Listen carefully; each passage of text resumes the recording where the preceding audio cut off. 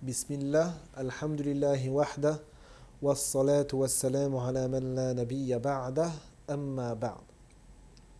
Maintenant que l'on sait la définition de al-wilaya, la tutelle, et quelles sont les causes qui reviennent à la personne sous tutelle, les causes de al-wilaya, on va voir maintenant quelle est la chose qui donne le droit à la tutelle, le droit de tutelle ou le droit de wilaya. Donc premièrement, al-qarab, c'est-à-dire le lien de parenté.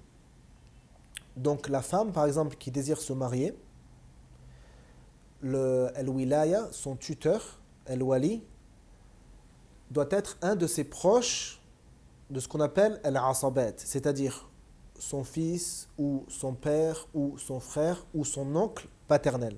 On va voir ça plus en détail après. Ça, c'est ce qu'on appelle al-asabat.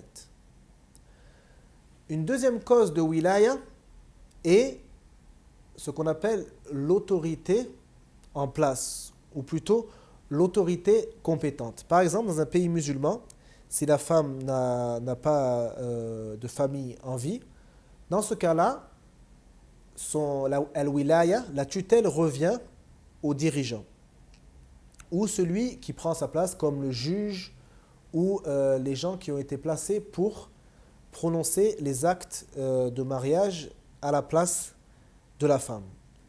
Donc voilà, al-qaraba, le lien familial, le lien de sang ou l'autorité compétente. Il faut savoir que concernant le lien familial, les savants ont divergé. Est-ce que c'est seulement al-asabat, donc c'est-à-dire le fils, le père, le frère, l'oncle, avec des détails qu'on va voir après, ou est-ce que les parents du côté féminin, du côté des femmes, peuvent être aussi des tuteurs, des awliya. Donc les savants ont divergé.